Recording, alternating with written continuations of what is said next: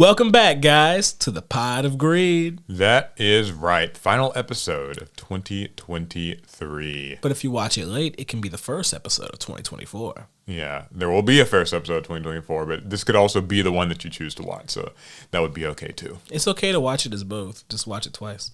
Yeah, so a lot of sort of year wrap-up stuff, I think, to talk about for sure. 2023 was one heck of a year. Yeah, first year that we started doing this podcast, so obviously that's really awesome. We'd like to, of course, thank you guys for all of your support, kind reviews, kind words, likes, subscribes, comments, whatever. And all the pot questions. Oh, yeah, all the pot questions. We're going to do some extra pot questions today. That's right. Yeah, close the year off with a lot of extra pot.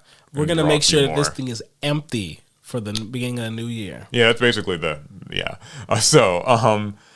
lot of Yu-Gi-Oh stories, not actually all that many like newsy stories that I've really seen. Yeah, it makes a lot of sense though.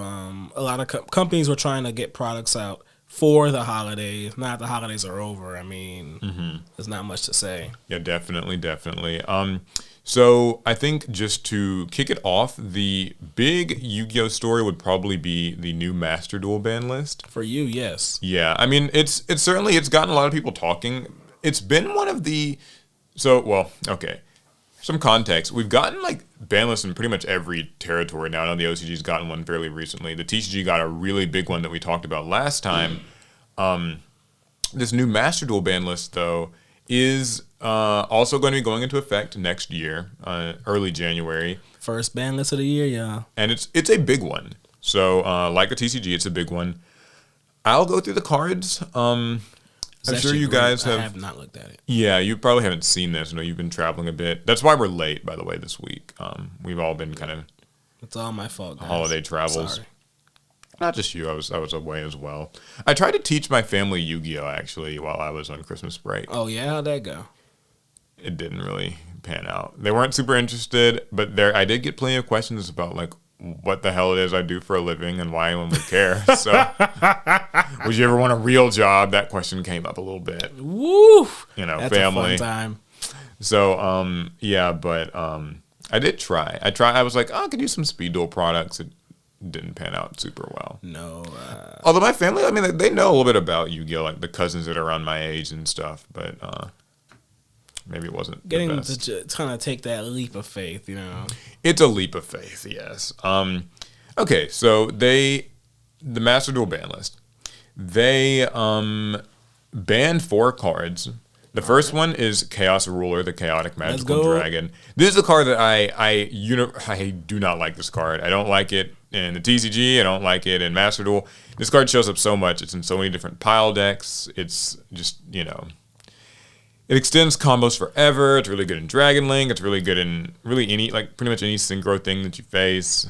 I do not like this card. I've been wanting it banned for a few formats now at least, so glad to see it banned. It's definitely a hit to Dragon Link and just other synchro strats. R.I.P. They also banned White Dragon Wyver Burster, which is a bit of a surprise. I didn't think that they would go so far as to also hit that. Given that they've also hit like Chaos Space and Quick Launch and stuff, I think. Those old school Chaos Dragons cannot stop finding themselves on ban lists. They just... Yep, that's true. They're easy, I mean, because this and Black Dragon, they're easy to summon. Yeah. And they like search the other one, and they don't start a chain either. And so it can just be very, instant dragon on the field. It's so... These are such good, like, kind of starter/extender sort of cards that I see why they'd have to get hit. I mean, the TCG's kind of wrestled with them a lot in the past, so... It's become easier and easier to fill up cards in the graveyard, where while these cards may have been more limited when they were first introduced, which were still good then, but now, I mean, the graveyard's just another hand. Yeah, and I think with Dragon Link and Master Duel in particular, it seems like this is, and you'll notice I think the trend on this list in general is they were going after things that are like miserable to face for the average Master Duel player. It was how I kind of saw it. So like Dragon Link kind of has the reputation of being the deck that takes on average like the longest turn. Like obviously there's some exceptions, there's some weird like niche things, but Dragon Link turns they really do go for a while, and nothing is worse than when you go second against them and you just don't have a hand trap, or you have like one hand trap and that's not nearly enough to stop anything. Like you ash something, who cares? And the Dragon Link turns just take a while, and I think like they probably were like, okay, this just needs to, we got to curb this. It's not like Dragon Link's dead or anything, like can still play, but these are significant hits. Those are big cards. They also banned Card of Demise. Let's go. Which is pretty interesting. I think this card was actually like at 2 at the beginning of Master Duel, and then it got limited at some point, I believe. But yeah, it's banned now. Can you name a more iconic pairing than Card and Demise, and then some annoying degenerate strategy? Yeah, some like Floodgate, some Inspector Border, just, Fossil Dyna, set a bunch of cards. That actually, that comes up a little bit more later. But yeah, Card and Demise is banned. I think this is a fair one because like facing those stun decks is just, it can be a lot of pain in ranked, and like they go first, they Card and Demise, they set everything. So at least in this way, no one can claim it's like unfair, right? Like they hit the big combo deck, but they also hit the big stun deck. And then they hit Super Heavy Samurai Soulbreaker armor, which to my understanding means that they're going to be releasing the new Super Heavy Samurai support in Master Duel very soon. Wait, this is one of the old ones. Which one is Soulbreaker armor? Is that the it's green like one? It's the purple one. It's like a level 1 machine with like 0 attack, 500 defense. I know you actually played. I played quite a bit of Super Heavy in my life. I never played the latest iteration because they hit the Link monster and then everyone was like, yeah, this deck's useless now. So I never got into it. Yeah, well apparently this one's involved in an FTK. I'm not super familiar with the specific FTK, but they banned it, so that's probably just so that they can release the proper support and it won't be like too nutty. That'll be interesting though, because when they release the support, the Link monster will not be banned in Master Duel, at least based on this list, not immediately. So maybe Super Heavy Samurai in Master Duel will actually get to do more, or at least for longer, than they were able to in the TCG. It makes sense, and it's kind of a aside, but I won't keep taking no time there. But by all means, I think Master Duel is more willing to just kind of let decks be decks because they have more often balance checks than you have with most card games. You think so? They have a much more. They have this analytical and statistical approach where they get to analyze card data and look for exactly the cards that show up in winning games more often than others. So, they don't. I feel like they don't have to necessarily emergency ban things as much. Yeah, I mean, I remember mentioning last time that I think that Master Duel seems less willing to ban things unless they're involved in like FTKs or something. They certainly don't mind going after a lot of generic cards, but they seem like they're pretty big on like, they want the archetypes to be at least playable. Like they won't ban archetype cards until they absolutely have to. Whereas the TCGs tends to be a little bit more willing to do that. But it's hard to say. Either way, those are the 4 ban cards.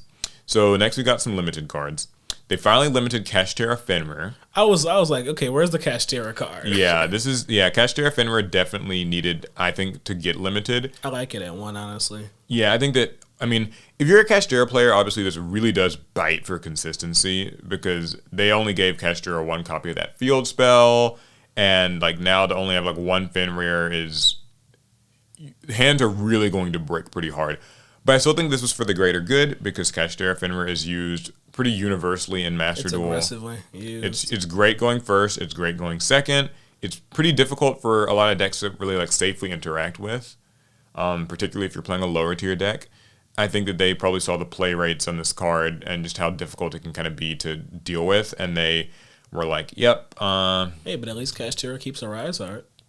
That's true. It's an interesting take on it. Like the TCG was like, "Yeah, we're going to just ban a Rise Heart, but everything else is like more or less fine." But here they're like, we're going to keep a Rise Heart, but you guys just get a bricky deck in return. A bricky main deck of like 1 Fenrir, 1 Wraith Soth, and as you'll see in a second, also, I'll just skip to it, 1 Kashtira Birth as well. So. Oh, no birth control. Yeah, no birth control. Konami is not a fan of such things. Woo! Kashtira Birth control, they're not a fan of that. Other things, who knows? But yeah, so Kashtira Birth also went to 1. This was a bit of a surprise to me. I know people do not like this card either. It's a continuous spell that's like a once per turn monster reborn, so that's like very excessive over time. Given how like, it's interesting. So a card like Will of the Salamangreat, which is like a similar thing where like, once per turn you get to summon 1 from your grave. I think it's so much more balanced than Kashtira Birth because outside of Birth having like 3 effects jammed into it, the value of a single Kashtira monster on the field is so high. Yeah. Like 1 Fenrir showing back up or whatever, or 1 anything really, Unicorn, whatever.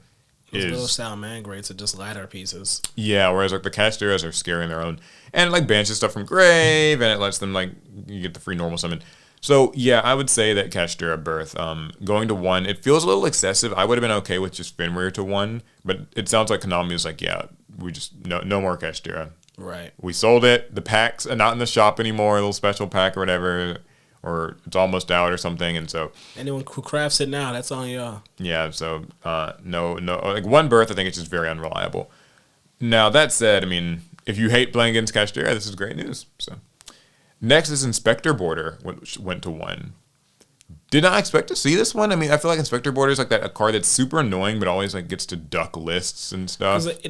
It will never like win a lot. Yeah, it doesn't ever run the format. It's just annoying. It's just a pain when you run into it. So between like Demise getting banned and this going to 1, plus a couple other hits that I'll get to, this is definitely like an attack on stun decks too. Like they don't want you just You're playing, not hiding behind floodgates and stuff. You're not doing that anymore. Yeah, speaking of floodgates, there can be only 1 also went to 1. Joining its floodgate There can brethren. only be 1. Yeah, there can only be 1. There can only be 1. Yep. Sorry, there can be only 1. There can be only 1. That's right. So it joins the other floodgates: Rivalry, Gozen, Skill Drain, and I feel like there's like 1 other or whatever. They've been putting pretty much all of them to 1 now. So yeah, Let's put Vanities to 1. Let's not. Let's keep that banned. Yeah. So this is also at 1. Cool. I'm not a big fan of like a lot of these floodgates too much myself. Mm-hmm. So I think putting them at 1 makes them unreliable enough that a person can run them and they'll like show up a little in like Master Duel or whatever. But when you out them, they won't just be back. Yeah, they won't flip another. So it's kind of funny now that Master Duel's been doing this. The TCG seems to also be doing this, and so it might just be like an overall trend that we're gonna finally crack down on the floodgates people really don't like so much. I mean, there is a benefit to Master Duel's analytical approach to ban list making. While the TCG can't just do that themselves because that type of data they don't have access to, they can kind of look at what kind of hits work at Master Duel and incorporate those into the TCG. But understanding the formats are very different. Just some things, it's still Yu-Gi-Oh, all right? I mean, I think like Master Duel gets to be a little more liberal with it. Like if they want to take a risk, they can, because it's easy to change it back and it's like easy to get data on how well it worked or did not. Next is Runic Destruction. This also went to 1. Wait, which one's Runic Destruction? This is the one that destroys a spell or trap and then banishes like the top 4 cards, I think, of your opponent's deck. So it's just another runic spell. They've been really going pretty hard on these runic spells in Master Duel, though. They hit Runic Fountain to 1, which is dangerously few amounts now that like there's no terraforming and like. So but you'll still run into the latter player who's just like, I'm running anyway. Yeah, someone's gonna try to run it. I mean, like I think that Runic is another one of the decks that has a reputation for being just miserable to face. I mean, look at the game plan, right? Yeah, stall you, mill you. You know. It's in addition to not just, it doesn't even have to just stall either. Like it can be an engine for other decks and that sort of thing. It can really work well with floodgates. So now the floodgates are getting hit and like the runics themselves. I'm not gonna lie, I feel like they maybe have like a bit of a hate boner for this deck. I know you haven't played a lot of Master Duel, but it's like falling into that territory of it pretty much gets hit every list now. So like I don't get me wrong, I do not like facing Runic. I really don't. But I sometimes feel bad for people when it's just like you like a deck and then every list they just lose another card. Even if it's like a slight one, it is a real rude type of pain. But I mean, if it's not fun to play against. Yeah, it's the nature of it. Okay, so next is Pot of Desires goes to 1. Master Duel does not like pot cards. They don't. Soon they're going to ban this podcast. The Pod of Greed goes to 1. Yeah, there just won't be allowed to be 1. Yeah, so they limited this as well. It joins Extravagance and Prosperity in being a single copy thing. They just don't want you to use pot very much. Like, you get a little bit of consistency from it, but like these pot cards just are not reliable deck building pieces anymore. Some people don't like these hits because I will go ahead and add in Pot of Duality, which also got limited to 1. Which that was like weird. Duality's it's pretty old. It's very niche at this point. A very specific decks use it, and they're not very good. Now, granted, some of the specific decks that use it are those Inspector Border, Fossil Dyna sorts of decks, so maybe that's what they were after. Hit. or some people feel like this is another one of those like hits to Fluanderies, you know. But yeah, so now like every major pot's at 1. Like every major proactive pot card. So okay, like I was not about like to start Avarice. throwing in some like garbage pot names. Pot of Benevolence. Pot of Generosity. Yeah. But you know, they don't like pot cards in Master Duel. They just It's don't. time to bring back Pot of Riches. Yeah, that's right. I'm so surprised that never caught on, even if it's briefly in the TCG when it No came pendulum deck. When it came out, there was no pendulum deck that could really make use of it. And then by the time we had pendulum decks that could make use of it, they were better. They were far better without it. Yeah. Okay, here's another floodgate for you.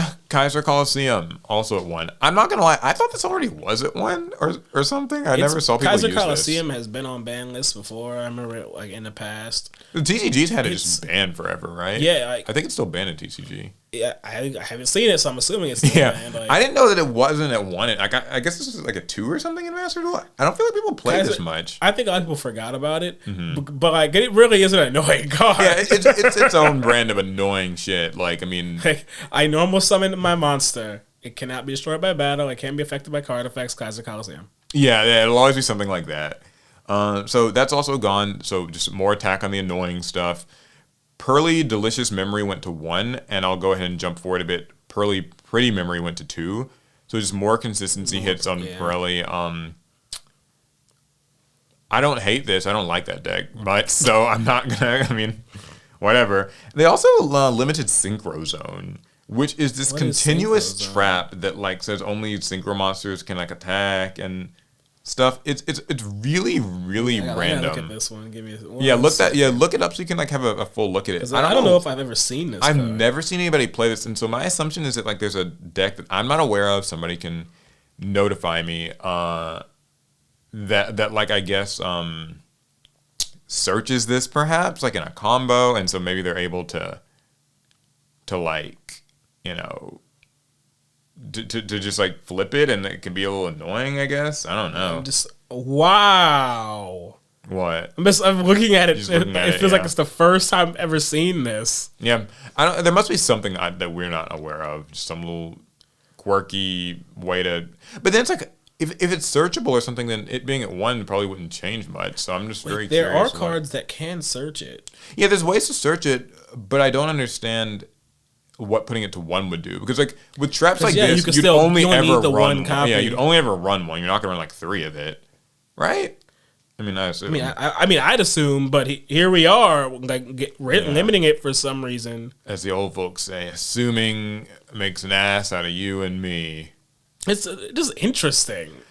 I'm curious what somebody was. Yo, guys, hop on Master Duel and try and exploit this card. Let us know what you come up with. If someone can tell me what that's about, I would love to know. Yeah, and give us the goo, you might say. All right, so a few more cards got unlimited. Oh yeah, what came? All 3 Dragon Rulers outside of I guess Blaster, which might have already been at 3, but oh snap! Redox, Tidal, and Tempest all just straight to 3. We are going into a Dragon Ruler format. Yeah, that's what everybody would have you believe, huh? They hit Dragon Link so that we can incorporate that into. Yeah, that's right. That's right. Our time has come. I love this actually. I think it's going to be great. As I mentioned this maybe once before, a good way to prove that Dragon Rulers probably aren't gonna hang too much today. They're gonna run the format. I have not seen a single Dragon Ruler played since the last ban list where they like brought them back. But people don't know how to use rank 7s anymore. But we're gonna show them. People don't know how to use rank 7s in the format filled with Castera. People don't know. That's right. Because Castera made it easy. Yeah. We'll see. Okay, so Speedroid Terratop went to 3. That's pretty exciting, actually. Yeah. That one's funny because the question was posited to me before. Do I remember Terratop at 3? And I realized it's so long. It had been, at least in the TCG, Terratop had been hit for so long. It was about like 6 years or something. I don't remember playing 3 of it. I just don't remember doing it. Yeah, I mean, you had a Speedroid deck, so I've had a couple iterations of it. You should build it in Master Duel now that there are 3 Terratops. It'll be really easy to play, or at least better. But dice roll effects. Hey man, you got to start somewhere. For context, guys, speedroids have a lot of chance-based effects that decide what kind of monsters you can summon, and so mapping out combo routes with that deck was a literal nightmare. Yeah. Predaplan. Oh, for Scorpio went to 3. This just feels like kind of one of those long overdue which one's that things. again? It's the one where like you that the one pitch you a summon card and you off of? summon a monster. Okay, that's the Yeah, one, and okay. so you usually summon the Darling Cobra, and Yeah. it would search like a fusion spell. And Sword Soul Long Yuan, which is just one of their extenders. It was at 2 for whatever reason. It's at 3 now. Some people only ever ran 2. They just wanted them like emptying out the ban list. They're just for sure saying, "Yo, Sword Soul is not a problem." Yeah, Sword Soul, most people agree, is strong, but like in a very fair way. Like it's As not, we saw at you Worlds, know. it's It's strong, a solid but deck, just- but it's not, by no means the best or scariest thing to face. And that's the Master Duel ban list. So, No, that was actually a lot. yeah, a lot of changes. Like I said, I think it is a net positive ban list, and it seems like there's been pretty good reception to it so far. A few people wanted maybe more hits for like the Cyber kind of math mech thing. Some people wanted more hits for Labyrinth, though I think Labyrinth's all right at this point and hasn't been too rough. And some people wanted Max C banned, of course, but that's not. I don't think that's really. Come on, guys, that's just not happening. Yeah, I think you got to get to a point with Master Duel where you just acknowledge, yeah, Max C is it's It's here the to format stay. staple. It's the one card that can't move. Yeah, for whatever reason, Konami is hell bent on keeping it around, so that's what we're playing. Gotta think about Master Duel like this, guys. Master Duel is that format where you always have Max C, and you will never, ever, ever see a iota of Dragoon. Yeah, it's a very bizarre. It's such a separate Yu-Gi-Oh kind of world in that way. Give me Dragoon. I am surprised they haven't just like thrown that in. Like, I mean, I know it would be annoying. They but, throw like, it in banned. Yeah, I don't even think like it exists in game right now. So maybe Can't they can search release it and then ban it, and then like There we then go. they'll be like, okay, Now you I guys can- don't have a reason to complain now. I can play it in like no ban list casual matches, I guess. Yeah, your duel rooms. Yeah, so that's your list. Pretty cool. And as for any other Master Duel news, I mean, the Duelist Cup, we know that ended. I'm assuming that probably informed a some fair of these bit of this decisions. ban list stuff. And it seems like, I guess, yeah, Kashtira's time is probably officially done. Ding and dong, the witch is dead. yeah. Okay, so there's a little bit more Yu-Gi-Oh news. So people wanted us to talk about this new OCG manga. Now, you might be able to tell me a little bit more about this because I did not really even know that much about the last one, the Sky Striker one, but they have announced a new one. Yes. Okay. We didn't talk about this last week? We didn't. Oh, okay. So the new OCG lore manga, which is following the Sky Strikers one, which told a much larger story than I was expecting, is now Magistus themed. And you know, the Magistus are related to many different A little closer to spellcaster. the mic. You know, the Magistus are related to many different spellcaster archetypes in Yu-Gi-Oh! And that has a lot of potential for storytelling. In much of ways, Sky Striker kind of wasn't. Yeah, I only got like the cliff notes of the Sky Striker story, so I wasn't like kind of reading the manga chapters or anything as they released. I don't care that much for Sky Striker. Not to say I hate it. It wasn't my favorite archetype when it came out. I wasn't super into like Ray or her whatever was going on with Well, her. you couldn't be. You didn't read the manga. Well, the thing is, like, there are people who liked it even before the manga. Like, just liked the concept, but I'm not as into The concept is hilarious because there's barely a concept there. Yeah, I mean, it's Sky kind of Striker just showed a girl that transformed the times, and she got into that's like it. these That's mech all we suits knew. or whatever. Like, Yeah, so I don't know. I can't like speak to whether or not the Sky Striker one was good or not. I have not heard like explicitly bad things about it. no, so. it was a good story. It was surprising because I mean we didn't know what a Sky Striker lore story could be. I mean, because at the time I think all we had was Ray, her other forms, and then the first main deck Sky Striker monster that wasn't part of Ray. Whatever it Yeah, was called. I remember that there's like a little small level Azalea one thing. or Azalea was a Link. then the non Rose. Rose. Yeah, That, at the Rose. time, that was the most lore we had out of Sky Strikers. Was it there were two girls and But they really filled out the Sky Strikers world. They told a fairly interesting story, introduced a lot of characters, which all got made into cards retroactively. Now, Magistus is a story I do want to know a lot more about. I I've mean- played a lot more of those. That spellcaster like story spans several archetypes now. At this point, there's a good couple decades of Yu-Gi-Oh just kind of In wrapped there. in there somewhere. Spell books, Magistus, of course, Endymion, Witchcrafters. I think Alistair the Invoker kind of is involved in that. He's like a central character. Yeah, and I feel like there might be like one more I'm forgetting, but just all of those kind of those spellcasters, they all seem like they're connected, and we always knew that they were loosely connected, but like A good way to look at it is a lot of the archetypes are these established kind of separate stories. Invoked is different from spell books, which is different from Endymion, but Magistus is from this golden age of sorcery when the most important sorcerers from each of those archetypes were still young and developing their magic systems. yeah, so it's kind of the roots of each of their stories lie in Magistus. That's a good one to pick. Yeah, I tried to build a Magistus deck actually on Master Duel. Big mistake. It's not the best deck for like kind of competing with. Not You awful, gotta understand, but guys. you know. Paul has played Witchcrafters for a long time, so he's used to playing bad decks. Yeah, Witchcrafters suck. I love Witchcrafters to death. I truly do. That deck's rough. You are really asking for pain to play that deck in like Master The Duel. deck, it's like the best way I can put it is it reminds me a lot of Eldritch, except it gets its Far advantage back worse. so much Slowly, slower. Yeah, it's rough. But anyway, yeah, I mean, I'm going to try to follow this OCG manga for a change. And that's new for me because I have never actively followed a manga in my life. Never? How often Ever? did this? Never. I mean, I've read like chapter summaries sometimes and stuff like that, but I've never like had a subscription to anything or like, each week. You know what I mean? Like I've never like done that. So was the Sky Striker manga, how often did that update? Woo! Like once a month, once a week? It was basically monthly, is my understanding, but there was no, at least I never found an official way to read the manga, so I had to use these like scanlating sites, which added more time in between chapter uploads. Right, okay. So it was a bit of a mess. I'm hoping that there will just be an easier way to read the next one. Yeah, it sure would be nice, Konami, if there was, huh?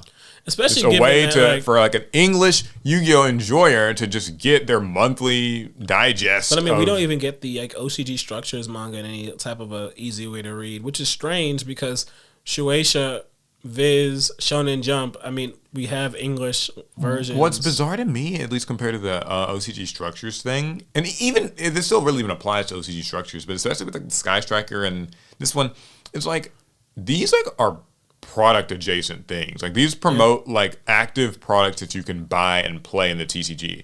So I'm shocked that they just wouldn't put any resources into, because I mean all you really, I know I was gonna sound ignorant, like all you need is this, but I mean as far as I'm concerned, like you just need them to be translated and just PDFs. I don't know. I mean I know there's probably a little more to it than that. But it's only a little bit. But more. only a It's not little like bit. lot Like it's more. not I mean, like so much manga is regularly just released and Shonen Jump itself. So it might have something to do with like who's the owner, who copyrights what. I don't know. Look, guys, remember Konami is only in charge of the card game itself.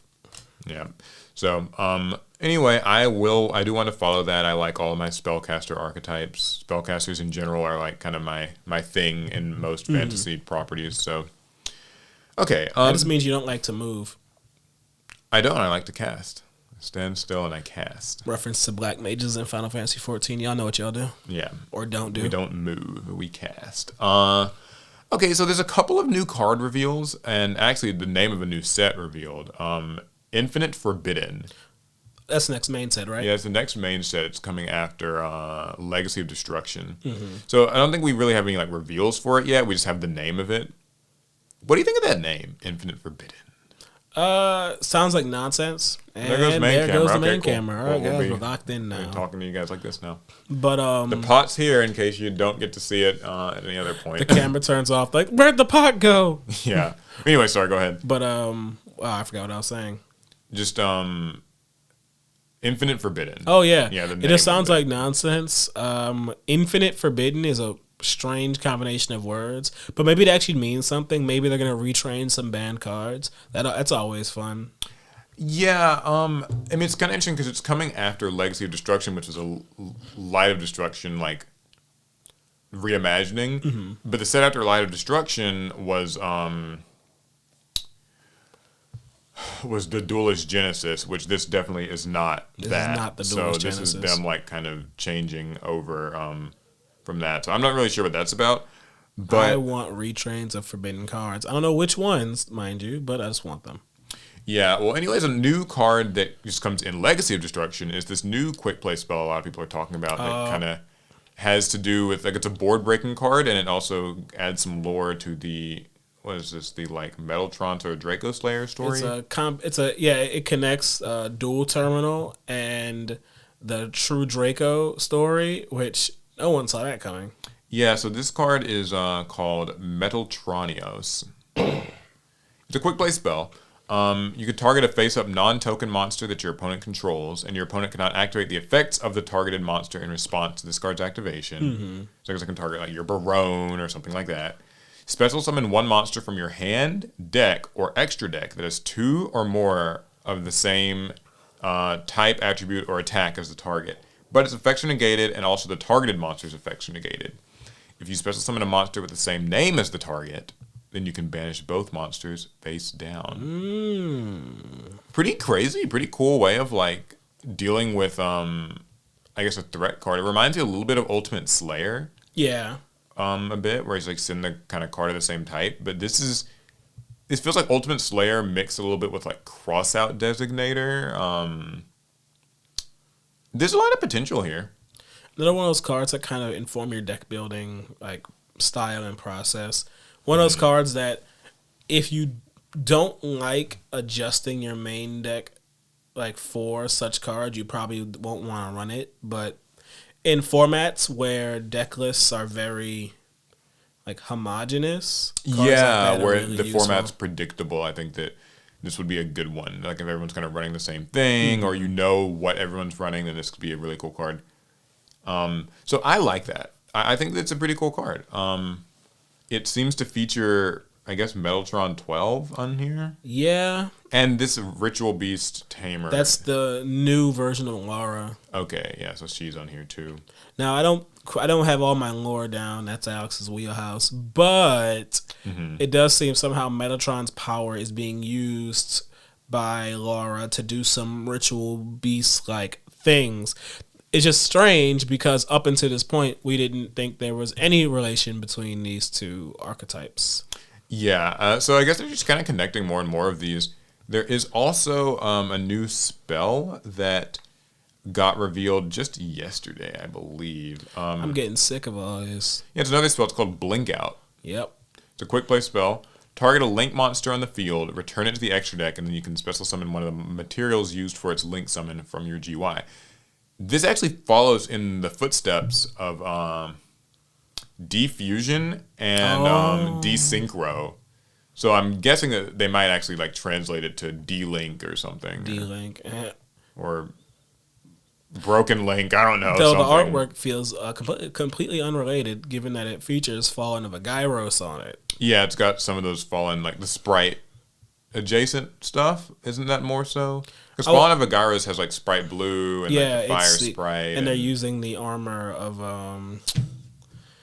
is that Lubellion's armor on Fallen of a Gyros? I think that looks like it, yeah. I saw a post actually on Twitter, I can't find it now, I'm kind of upset, that that like showed the 4 cards that are like all on it, because there's 4 different ones. But yeah, so I mean, this is a quick play spell. I think there's a lot of potential for it like in game, just in terms of like cool things that you can kind of do with this, taking a link monster and then like getting one of the materials back. And it does not actually have a hard once per turn, so that's kind of neat. Yeah, but is that a card that you'd want to run in such multiples where you would resolve its effect more than once? And that's I mean, if you're running this, my guess is that you probably are siding it in, so being able to have like 3 copies if you need to use it is useful. It probably wouldn't come up too much, but I thought that the design was really cool. It's kind of simple on the surface, but there could be a lot to explore there, so calling me interested. And as for other Yu-Gi-Oh things, that's just for those 2 new cards, I wanted to talk about them. They seem exciting. Something else that I saw that I thought was pretty cool is that Yu-Gi-Oh, or Konami EU, has been actually doing deck guides.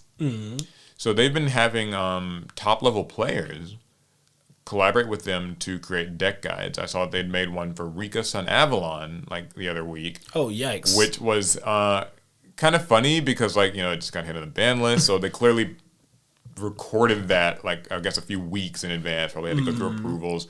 We know how the Konami approvalatron is. You guys don't, but we do. It's a machine. So they did that, and that was with like an actually established player who's like won with this deck, right? Jessica Robinson, and then also I think recently they did one for the Fire King structure deck. Oh, they that's had cool. Joshua Schmidt do some sort of cool like Fire King combos. Look at the EU being competitive. Yeah, so in typical EU fashion, they're doing a lot better than Konami North America tends to do with these things. It's not a competition. Right, that's true. EU is a subsidiary of Konami Digital, just like everyone else. That's right. They just managed to do everything a little better. They're cooperating. Yeah, they hold hands. Alec knows I have stories to tell about that, but we're not telling them right now. They'll have to wait for another time. Yeah, but Konami EU definitely seems to they take the they seem to really take the lead with like competitive coverage and like kind of content, really showing things that the average kind of core Yu-Gi-Oh TCG player would want to see. I think they're really tapped in with their audience. They have a very close relationship with both the competitive players and their content creators. And I think that helps inform their decisions on what the people want to see. And who they want to see it from. It does sound like, right, EU leans very competitive TCG. I wonder does that mean that they have less of a casual crowd? Or maybe the casual crowd is quite large, but they're not really targeting as much. Yeah, it seems that they have chosen to prioritize the competitive stuff with their coverage. And I think that that's not a bad decision to make, given that... I've never seen, like, more competitive players than like European players. Yeah, I feel like the EU kind of feels like it's the people who play there take it pretty damn serious. Not to say the people in the United States don't, but I think that with Konami US, because like I know I've been kind of going hard on them, so I'll cut them some slack here. Shoot them some bail, Paul. Yeah. Yu-Gi-Oh! And like the crowd for Yu-Gi-Oh! Probably in North America is larger. I would assume like on average like larger events and stuff, and just the audience for buying products and all that, right? And so they probably feel like they are torn between who exactly to appeal to. Do you appeal to just your competitive heads? Do you appeal to your like casual nostalgia heads? Like where do you find that balance? I've actually made videos about that where like I do feel that Yu-Gi-Oh! Has a bit of an crisis. Audience. Yeah, like an identity crisis audience kind of problem. What do you think? I mean... No, I think you're 100% right. I mean, look who they work with. Us. Yeah, that's true. We're one of the more casual channels that you can follow in Yu-Gi-Oh! And, it's not everyone's cup of tea. It's just not, especially in the West. But, like, when we go to these, like, events in Europe, or we went, I say go to, like, we go in multiple. We've been to one. Yeah, we've been to one. We are a sample size of one event. But, I mean, it was a largely competitive like audience, and it didn't feel like there were a lot of casuals like, where's our event? It felt like everyone was just ready to embrace competitive Yu-Gi-Oh! And I suppose like it's important to note that you'll never really hear like it's kind of there's like always that silent majority vocal minority thing where I think that in the big scheme of things, the average person on Earth, right? Like, if they know about Yu-Gi-Oh!, it's in a very casual, loose, cursory sense. However, the people that you will find most actively talking about, like, everything is going to be more competitive in nature. That's that's like how pretty much every hobby and interest works. Exactly. Like, you've got kind of the world, then you've got the people who know about it, and you've got, like, the people who are really hardcore. And it's, like, it's a shrinking circle. Like, if you ask people about, like, let's say basketball, for instance, and you ask them to name a basketball player, you're going to get a lot of people that say LeBron James. Why? Because that's probably...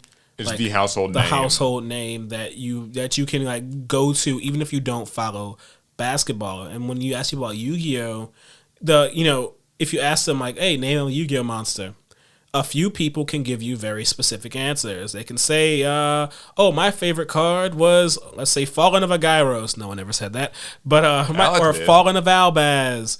But a lot of people are just going to say, the Blue Eyes White Dragon. The Blue Eyes Dragon. Dark Magician. Yeah. Like, that's just how it goes. So I think like for the EU, they If are. only it had a price like a Charizard. Yeah. I mean, some of those old ones do. But I will say this. I think that the EU is...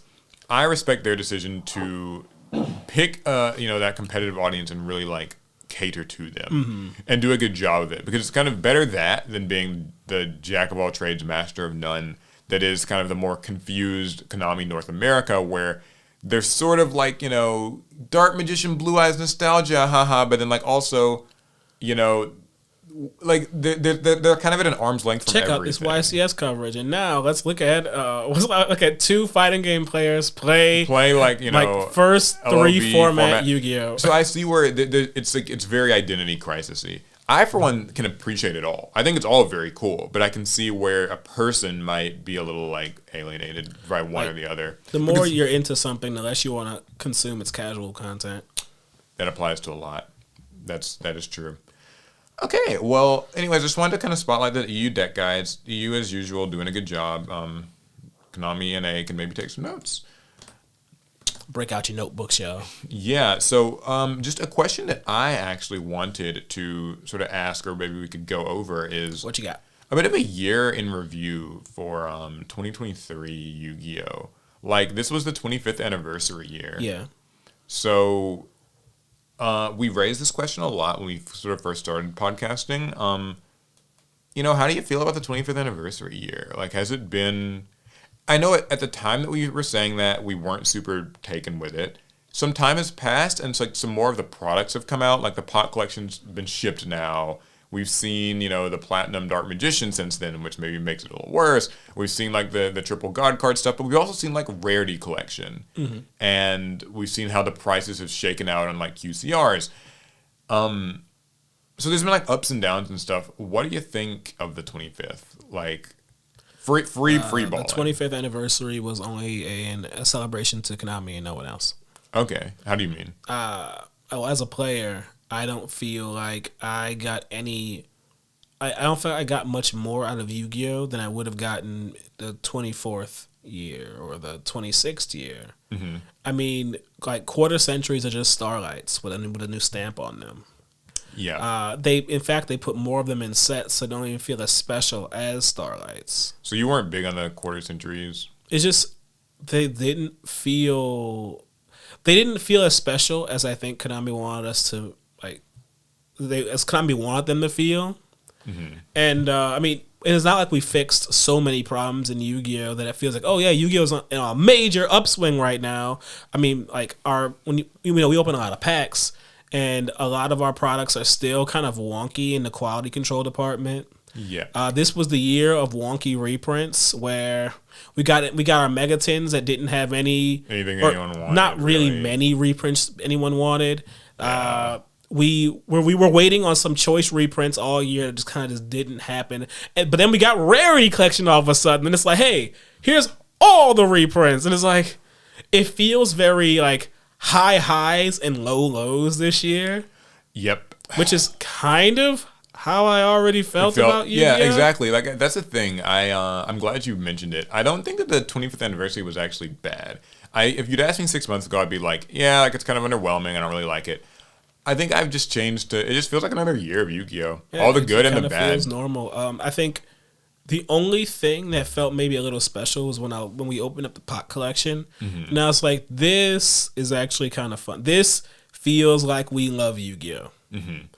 So starting from the top, the 25th anniversary didn't even like start like at the very beginning of 2023. No, it kind of started in like mid-February or something. I know that that's maybe more of like a internal thing of how they kind of quarterly, how they define what the 25th anniversary is. So like technically the 25th anniversary year won't be done until like this upcoming March or something. Very like, strange. Vaguely. But yeah, like they started putting the sticker on all the sets. And that wasn't on Amazing Defenders, and it wasn't on Photon Hypernova. I think the first product to have it was the Trap Trick structure, I believe. So that was like a little bit odd. Trap Trick structure was solid. It was, yeah, that was a good set, but it's just kind of interesting that didn't start. So I think that was a little strange, and also the QCRs did not start showing up in mainline sets until Duelist Nexus in the fall, although they did show up in the Legendary Collection like products as promos. So that felt a little bit like funky. Just that there wasn't like a consistent rollout per se. Um, Thoughts on QCRs directly? You said that you're not super taken with them. They just, to me, they didn't separate themselves from Starlights. They had a little stamp on them, but I think that they did too many. yeah. I think that I don't have a problem with how they look. Like that's fine. Or rather, yeah, I don't have a problem with how they look. I don't love it. I don't hate it. They're cool. It's whatever. If you like that kind of thing, it's great. I can take them or leave them. I just think they did too many. I think there are a few that look pretty good, and I think that it makes sense to give some like retro cards the QCR treatment, and also some new cards should have it too. I just think that with sets like say the Battles of Legend this year, it had like 20 or 30, like there was a lot in there, a lot of QCRs, and like we're talking, the sorts of cards. That one random snake thing that's worth the QCR version is worth like $3 or $4. Like, you know what I mean? Like it cheapens the rarity out the gate, and I don't know why we do, especially since Yu-Gi-Oh has always been a game where our rarities are like baked in, or they're baked in value. A secret rare is only available as a secret rare, So I don't understand why with our quarter century rare would we devalue it by putting it on so many different cards and in so many cards of differing quality. Yeah, like I think it should have been a little more focused with what got the treatment. It's interesting because like I think Starlight's actually nailed that pretty well beforehand, with only having like 4% and then eventually 5. But the 4 were always 4 new cards, 4 pretty high impact or popular cards from said set. And then the 5th one was like, that's when they kind of started reprinting like Hand Traps, or they would do like Black Rose Dragon or Stardust Dragon. It always felt special when you pulled a Starlight. With quarter centuries, it felt like you were definitely going to see some, and they were going to suck. Yeah, like they could be good or truly awful. And I've pulled a few quarter centuries this year. I think I'm gonna say I pulled 3. Not one of them was good. Yeah, I've pulled a few. I think the best that I've pulled is, actually, I pulled that Unchained, or Larry pulled the Unchained thing while we were like opening Larry the Hole. The Ghost Girl. What is she? Hand Trap. Ghost Ball Haunted Mansion. That's the one. That wasn't a QCR. I pulled that Starlight. Never mind. Yeah, I pulled a Starlight of her last year. Mind. Yeah, so that was pretty. So it was exciting, but like, yeah, I think that the QCR thing was all right. I think they did too many, and so you'll see some that have these price tags that are just way too low for what's supposed to kind of be the flashy rarity. Yeah. I saw someone had the Tech Genus level 1 Fire Monster as a quarter century. And I was like, wow, that's... Okay, here's one. What did you think of the Bonds of Time and Unity Magician thing? Hated or them. have you forgotten about that already? Because I didn't forget. I knew. I didn't like them. Yeah, so the way that they were doing that, I know it was like... it's going to be in each of the next like 4 sets. So starting with Duelist Nexus, it'll be in, I guess, Phantom Nightmare and also Legacy of Destruction, and it will just have a different background color. Yes. And it will be a QCR, and you can pull it, and apparently it's a big deal to have pulled all 4. It should have been only printed once. I still feel that way about it. Printing it 4 times, it felt excessive. I mean, given that it's not even like a playable card, or really even like it's not usable. It's not an iconic older card either. It's not like it's a unique design. Yeah. You know what I think they should have done with QCRs, actually? 25 of them across the entire year. Like, because there's like currently like 60 or 70 QCRs. That's too many. I think that they should have done 25 total. Like, so basically, each mainline set gets like 4, because there's like 4 mainline sets, so those are 4 of those. So that's 16 of them. And then the other 9 just come like kind of across side sets where like there's like 1 here, 1 there, 1 there, and it adds up to 25. And maybe the 25th one could be a sweepstakes or whatever you want to do, right? But I think that a total of 25 of them across the entire year would be very cool. So that way, if you have all 25 and they only get to really be like kind of iconic stuff or like big new releases or whatever, that would be neat, as opposed to just like every set having like 25%, and then like side sets have them, and there's like random promos in those tins, and ooh, like, them tins. Yeah, because like don't get me wrong, I mean I think it's cool to have like, I guess, them as some of the ace monsters, but I don't really want like a decode talker and quarters. I mean, it's for the tins, the quarter century promos. There was just too many of them, and because nobody wanted all of them, or maybe someone did, but a lot of people probably had only one of those monsters, or maybe two that they wanted quarter century rares of. But you had how many was it? Was it? I mean, it's like 12 or 16 that you could get at it. Something like that. Something in that neighborhood. It's hardly too many. Like, yeah, it's a lot. Especially given that like people wanted real promos from the tins again. Like we wanted our Nibiru kind of Dark Ruler style promos, not like another reprint of like, you know, a Odd Eyes Pendulum Dragon or something like. Which come on, we've had way too many printings of this card, man. Yeah, like another deco. Was it good when it was released? So, I know it kind of sounds like we're like doom and glooming. So, what are some things that we think that the 25th did well? I think the pot collection was a highlight for me. I thought that was pretty cool. Yeah, I haven't gotten the Kaiba briefcase yet. I've ordered mine. They have not. It could still come in time for the end of the 25th anniversary. Oh, okay. Yeah, that's true. It'll probably get here like in February. I was going to say, what if it can come by the end of the year? They can still get that. Get here like tomorrow. I think those things were cool. Yeah, the pot collection was cool. I liked Rarity collection. There's lots of good reprints. I just think those reprints could have been like sprinkled out a bit better. I don't know. Whatever.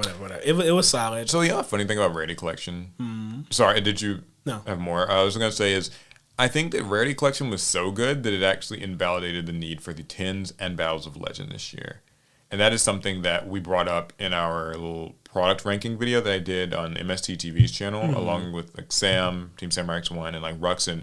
Is Rarity collection was great and people loved it, but because of so many good reprints being in there, it felt like they kind of like excluded a lot of good reprints from the tins and Battles of Legend. Battles of Legend had like some neat ones. It had Zeus, it had IP Masquerena, which like those weren't in Rarity collection, but generally speaking, I think that combining all the reprint sets into like one might have been better than like having three that just it definitely felt like oversaturate. The tins were a miss. Yeah. So but back to positive things. Yeah, that's right. We gotta be happy here. Are you happy? We had Age of Overlord. That was a good set. Very good set, yeah. SP Little Knight, probably card of the year.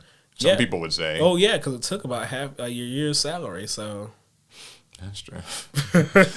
Positive, Alec. It is positive. Remember, we had a few sets where the cards were worth nothing. And we had to address that. I think that's actually a big topic of like Yu-Gi-Oh this year. Some people feel like it was like the doom and gloom period because a lot of shops were dropping it, which is a sad thing to hear on your 25th birthday. Yeah, you're off your parents' health care. It's the equivalent of that. Because a lot of these sets this year, shops couldn't move them. Yeah, I think that the main problem that came was like that later in the summer kind of period where it was just like product, and they were all a little underwhelming and like consecutively so. Yeah. So like it wouldn't have been because like Duelist Nexus was not great, but it turned out to not be awful either. It took many months for it not to be awful. Yeah, it took some time to come around. But like people didn't really like Soul Burning Volcano. Battles of Legend was underwhelming, and then you got like those tins right after, and it kind of got to a point where products were just coming out and not being good. And even Wild Survivors kind of a little before that, where just you had so many products sitting on these shelves collecting dust, and I think that really raised that whole conversation around like how does Konami improve these sets? And I don't really know what the answer to it is. I know that they will be. I'm assuming they're aware that like some shops made the public announcement to like drop Yu-Gi-Oh. Like I know Strike Zone did, and that's like a really long time big vendor that people know about and stuff.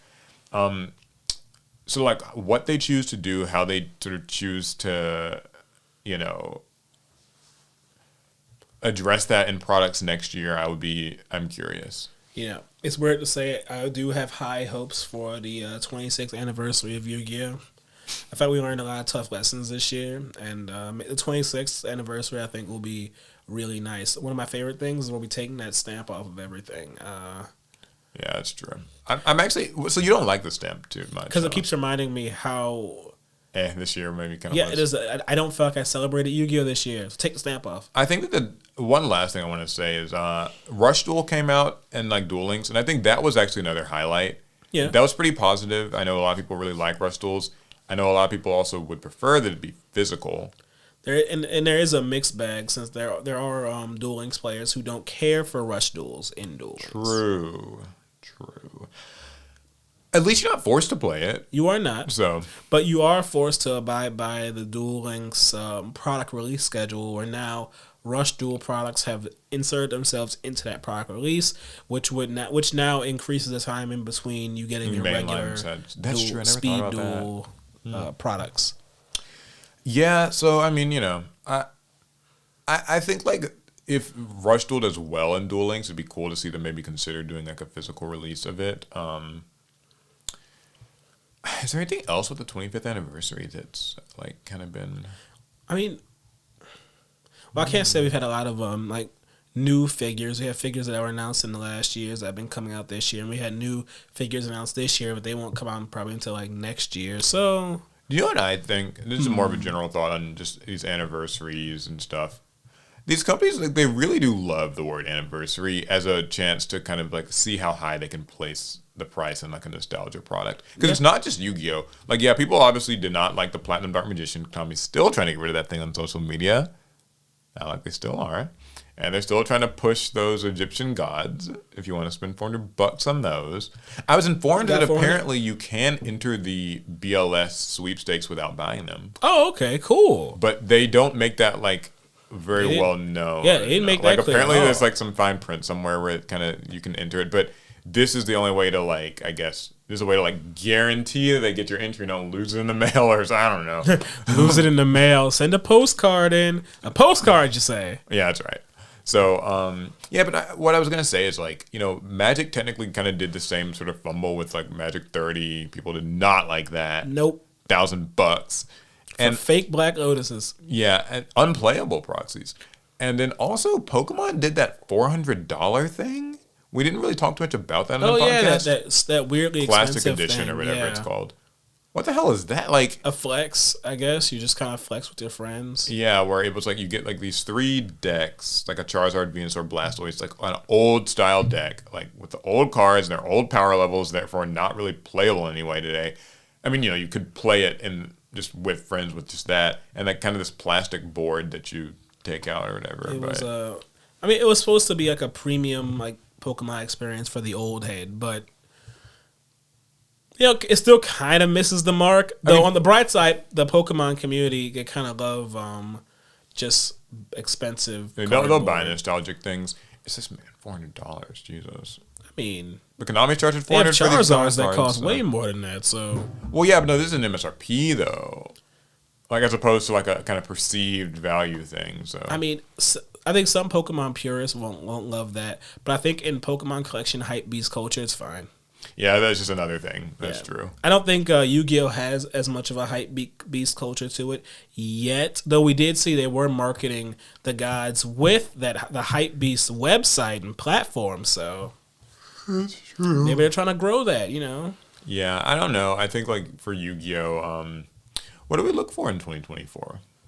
Taking the stamp off the products. So taking the stamp off the product. Alec is number 1. Yeah, that's like number 1. Get rid of this ugly thing. But I mean, there's things I like for as a fan of Yu-Gi-Oh! I'm looking forward to. Mm-hmm. Okay. I want to see more of the Diabell Star lore story play out. I'm very interested in those cards. I'm gonna get more and more announcements. We're looking forward to that. I'm looking forward to the OCG manga for Magistus. Mm-hmm. That's something I would like to read.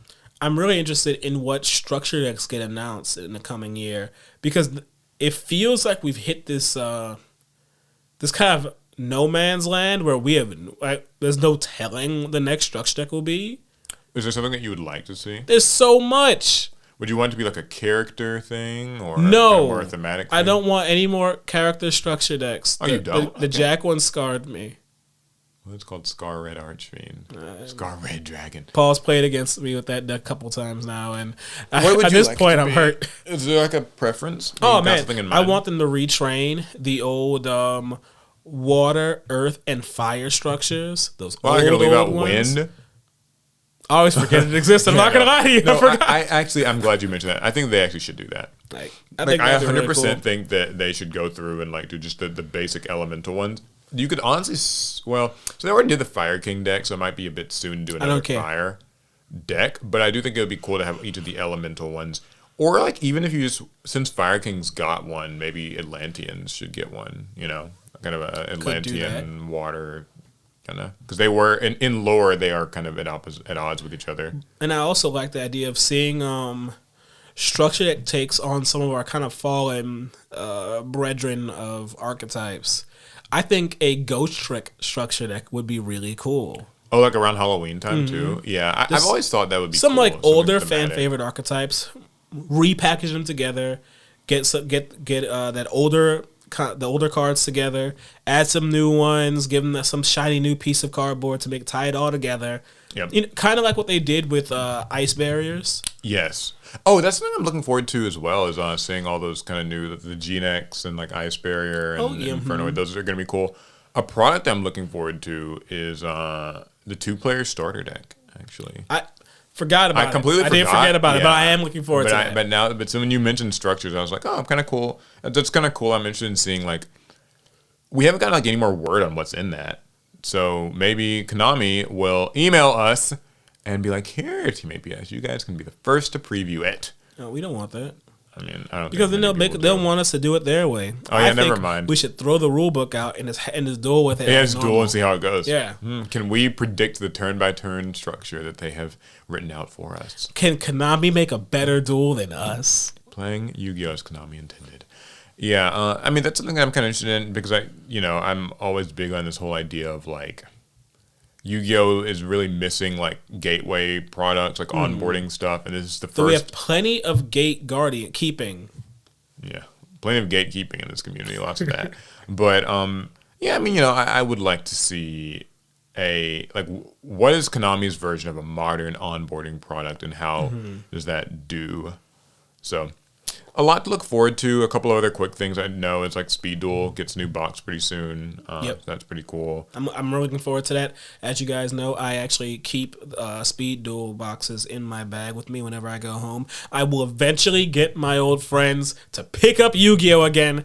As God is my witness. I tried over the holidays. It was a difficult time. Not because Yu-Gi-Oh! Sucks or anything, just because people are scared family's of crazy. it. Yeah, people are oftentimes scared of it. Yeah, so we will definitely be getting our hands on that. Look forward to a video on it as well. Cool. Okay. Maybe in 2024, maybe we should actually just really tackle the physical Speed Duel format. Really just get into it. You want to? Yeah, like play it, study it. Maybe compete in like a one event. We go to a YCS. That's our only option. We can't really do it like here. I mean, because there's not a Speed Duel scene here. I will if you will. It could be fun. I will if you will. You want to do it? You guys heard it here. We'll give it a shot. I have this thing where like if Alec challenges me to do something, I'll do it. I have to get your seal of approval. That's what I have to get. Yeah. No, I would like to try out Speed Duels. More seriously, I mean, I asked people about it, and I got some interesting like insights into how like it's what people think of the format and how it's played. I mean, it doesn't get a lot of spotlight, and I want to immerse myself in it so that I can maybe make a video that covers it, but not just from testimony, but also like, hey, I played experience. It and got through that. Okay. Cool. Well, that's all of the Yu-Gi-Oh! News. There actually weren't really any other stories. I wanted to kind of spend this episode just talking about a lot of Yu-Gi-Oh! Fair. I mean, a lot of like other things in life right now are doing their kind of yearly wrap-ups, year in review. But we were there for all that, and we talked about a lot of it on the pod here. So, I mean, I don't know if there's too much more to say. Did you have like a spotlight kind of in terms of like tech or media or just like stories and stuff like within 2023, like a movie that came out that you really liked, or like a manga or an anime that like kind of stood out to you? I know we talked a lot about Marvel. It's hard to pick out just one thing. Mm-hmm. I mean, so much happened this year. Cyberpunk Phantom Liberty was the greatest DLC of all time. Okay, maybe it's not the greatest DLC of all time. I've heard great things. But it turned the Cyberpunk 77. Yeah. I was getting my years mixed up. It turned Cyberpunk 2077 to the full game that we always wanted to be in the first place. So that was a high point for me this year. Was that like your gaming maybe your like game. It was my of game the of the year. Or whatever. year. Top game. Did you have like a runner-up? A runner-up game? Or like any other games that? I don't know. Yeah, I liked Hogwarts Legacy was definitely mine. I've never played it. I'm not familiar with it. Nope. Yeah, Alec and I were both playing some Hogwarts Legacy Who? for a time. No, I really liked Hogwarts Legacy. I need to get around to actually finishing the campaign. I was super duper into it. And I was exploring everything and doing everything, but like I didn't actually fully finish the campaign. So I'd like to get back into that here in the next, hopefully like really soon. But I think Hogwarts Legacy was very good, and I enjoyed what I saw of Final Fantasy 16 as well. That was pretty. That felt fun. Heavy story for sure. Oh, it's much more of a Heavy material. More serious dark fantasy storyline. The what else happened? What else did I like this year? Any anime in particular? There were some. As far as anime goes, we saw the end of Mob Psycho this year. Oh yeah, that's true. Yeah, that was. You that like was that a big ending? one. Yes, I love Mob Psycho. That was a great anime. I think for anime for me, My Hero season 6 was very. I enjoyed that. That's like my favorite anime. So getting to watch season 6 was cool, and getting an announcement for season 7. Ooh, The Witch from Mercury Gundam. Witch from Mercury. Oh right, yeah. That wrapped up this year. That was good. Yeah, I enjoyed a lot of just like kind of disparate little anime that were kind of airing. Lots of stuff. just seasonal stuff. Lots of seasonal things. Like everybody, I enjoyed Demon Slayer and Jujutsu Kaisen just fine. But but I'll always be a sucker for like a good just 12 episode romp. Yep. Those are kind of my jam. Movie wise, so okay, here's one thing random. I recently saw The Boy and the Gray Heron. Oh, the Miyazaki film. Okay. I saw that over the Christmas break. Pretty cool, immersive movie. I didn't fully understand what was going on, but it was like in a good way. I haven't seen that one, but it was so beautifully animated. That sounds like a review of Miyazaki's film. Yeah, they animate like just every little part that you can think of. Like just, all right, okay, Alec wakes up in the morning and wants to like go to brush his teeth, so you're gonna get like every just step of just your feet hitting the floor. You getting out of the bed, putting this thing on, taking like a sip of your tea, like you see like every drop just animate. It was very like that level of involved animation. Not a detail lost. I know we talk about Marvel a lot, so I think The Marvels was my favorite Marvel movie, and that's maybe saying something. Not saying much. It's not saying much. What was it compared to? Yeah, I didn't like. I mean, Loki season 2 is probably the best of the Disney Plus shows I saw this year. Because Secret Invasion sure wasn't. What were you comparing? What was that Secret compared Invasion? To? Like, it wasn't. We don't great. talk about that. Yeah. So I mean, any movies or shows? So my favorite two movies that I watched this year were Godzilla Minus Zero and The Marvels. It's not saying much. I didn't watch a lot of movies this year, so it is what it is. As far as like TV shows and streaming, I don't know. I feel like One Piece was my favorite streaming show. Oh yeah, One Piece live was action good. One Piece was so it was surprisingly good. It was live action One Piece was super good. I think that'll take the win for me because this year I mostly just watched more of the normal stuff I watch. I watch a lot of Power. I watch lots of long running streaming shows. So they're not really worth mentioning. They're just solid. Cool. Any other spotlights or? Fortnite was fire this year. Sounds like it. Fortnite was fire. Sounds like Fortnite got a lot of just things. There's lots of collabs, lots of innovative changes to their game. Lots of, they broke the game a little bit and they put it back together again. Then they added a bunch of features. Will they all be here next year? I'm pretty sure they won't, but we'll see. Who's to say? Okay, well, cool. I guess if you're ready, then we can. We're gonna empty the pot, y'all. Empty the pot. We're gonna answer every remaining question that we currently have. And I'm pretty sure there's here. like a lot in here. There's a good few. Just a reminder, guys, you can always submit more questions and topics for the Pot of Greed in our form. Yep, the Google form in the description. I keep forgetting to add that to the show notes as well, but it's always in the YouTube video description. All right, take us away. All right. Is there any censored card art that you like more than the original? Ooh, I gotta. They're not gonna like me for this one. A censored card art that you like more than the original. They're gonna hate me for this. Okay, what are they gonna? Y'all can kill me in the comments later. They will. Dark Magician Girl. Yeah, so I hate Dark Magician Girl. Oh, okay. Why? But I actually like its censored art more. You like the airbrushed? Mm-hmm. Okay, Wanna know why? Why? As a child. I mean, do we ever know Dark Magician Girl's age? A child. Okay. Mine's an actual, like, kind of not like a censored human thing. It's Ring of Destruction. I actually think that the like new Ring of Destruction that doesn't have like the grenades around the ring is actually like it always looked cooler to me. But for me, Ring of Destruction is like classic Kazuki Takahashi overkill.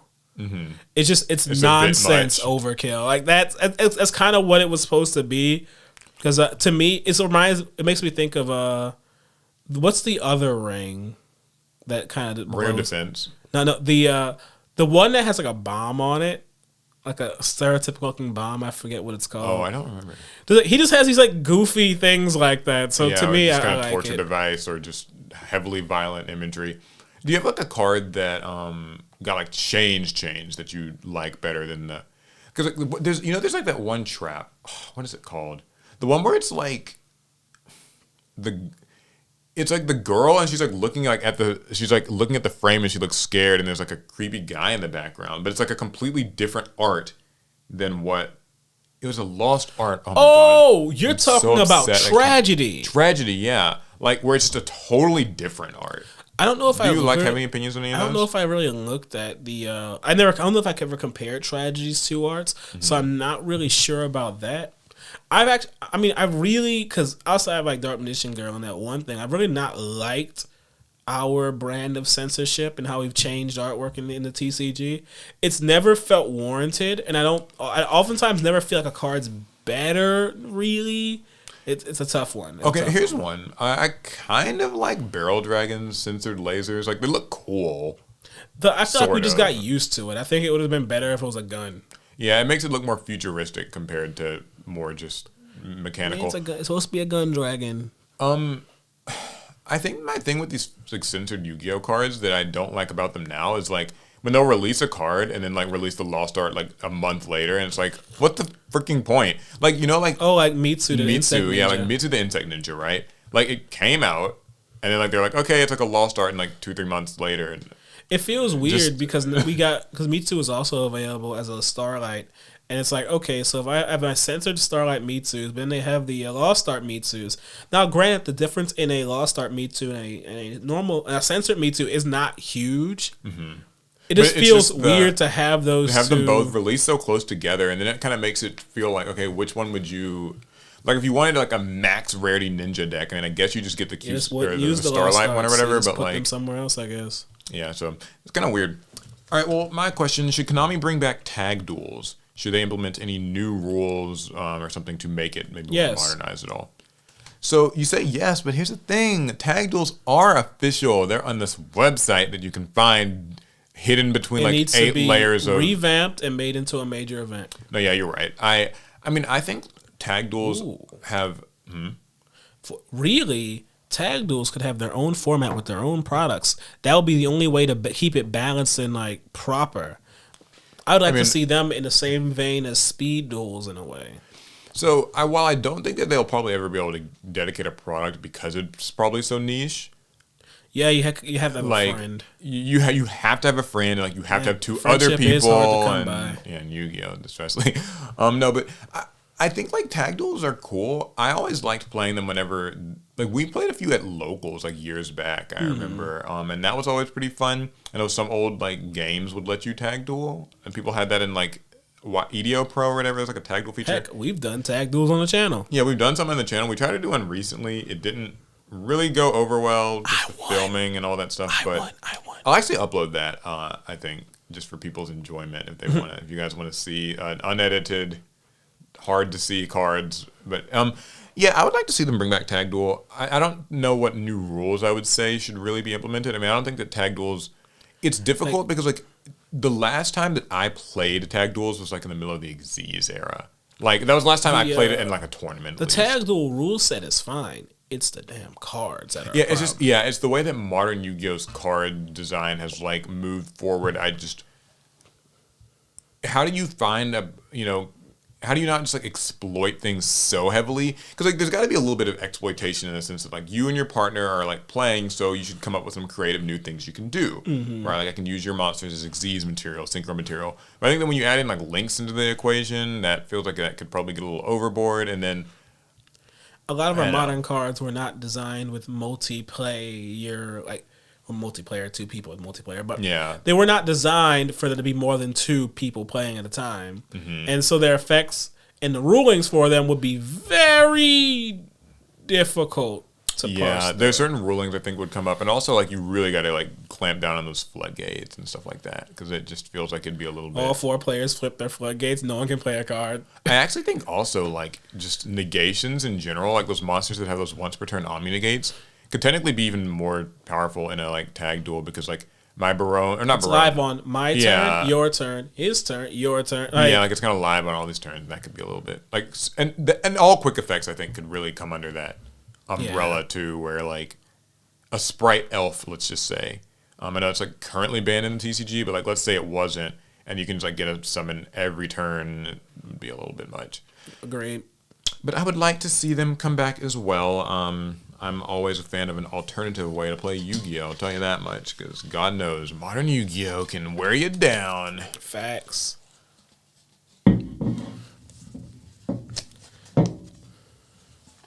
All right, so it says, what are your favorite retro archetypes that got new support? They said, mine is Toons. Well, because of very recent announcements, mine is Ancient Gear. Yeah, that's fair. I love the new Ancient Gear support. Not the old new Ancient Gear support, the new Ancient Gear support. Why do you like it? It's because Ancient Gear Golem support, and I like Ancient Gear Golem. I don't like Ancient Gears, I like Golem. But now that the support is all about using Golem and his retrains, I'm cool with that. I like that. So mine's like I have like a very boring answer, but like a good reason for it, and then I have like a kind of more interesting one. The boring answer is Dark Magician. The reason I like it isn't because like I'm a huge Dark Magician fan or anything like that. It's Boomer. It's because I actually think that I'm a big fan of how they made Dark Magician's support feel like, in my mind, it works the way that I think Dark Magician would fight you. So, you've got like his different components, like the robe, the rod, stuff like that. Cards like Eternal Soul and Dark Magical Circle form like combination attacks, which kind of felt like Yugi was oftentimes having to use like combinations with the Dark Magician. Thousand Knives, Mystic Box. Yep, the like, Saki cards to pull them out of games. Yeah, ass full cards. But also, I like the idea that it's all sort of a magic trick in that, like, if Eternal Soul gets destroyed, everything shatters. Like, suddenly everything kind of breaks. And the illusion breaks, so to speak. And so I always thought that, like, that felt sort of fun. As for, like, one that's not just the super duper boring thing, I have gained a bit of an appreciation for Gate Guardian's new line of support. Oh. After playing it a bit, I think it's like, I don't think it's like amazing or great or anything unless you're willing to like, sell out and run like Cashteras and stuff in it. Hey. But it does work. I think the way that it works is cool. Fenrir's at one now. Yeah, it's even worse. So, whatever. I think that the Gate Guardian thing was pretty cool. There's like one other I feel like I'm forgetting. Guy the Fierce Knight. I like to play Guy the Fierce Knight. I think it's just a go second and try to kind of kill your opponent fast thing. But at least it can sort of tango a small bit. So cool. All right. Well, here's my question. What is your preferred card rarity system in Yu-Gi-Oh packs? So Card rarity system? Yeah, like I guess rarity distribution. We're always sort of talking about So if you could just make up your own. Yeah, you can make up your own, Okay. or if there's been one that's existed in the past, like how we like in Slifer Slackers, we've been doing these GX packs where they have like so they can come ulti but also come rare, like or back when Ghosts existed. Do you have like a preferred I thing don't from believe the in past, or I guess you pulled one? That's why. Or do you have like something that you would ideally like to see? Oh, okay. Maybe it could be either or. I would like And why? for Yu-Gi-Oh to have a more Pokemon like a rarity distribution system where the foiling on the card does not denote it's the pull rate of that card. Right. and that it does not necessarily denote the power level of the card either. I know we're used to that in Yu-Gi-Oh, and that's how things have always been. But given just how expensive the metagame has become in recent months, I won't say years. It feels like in months it's been pretty expensive right now. We could really use that, honestly. Just allow a common or a super to be like the good card. Yeah, let the non-rare cards be strong, just so that players can play them. Yeah. Or at least maybe not common. Maybe just make them super. I don't know. I'm in a similar boat. I'm pretty aboard the train of do what you guys did in the GX era. Something can come ulti and it can come rare.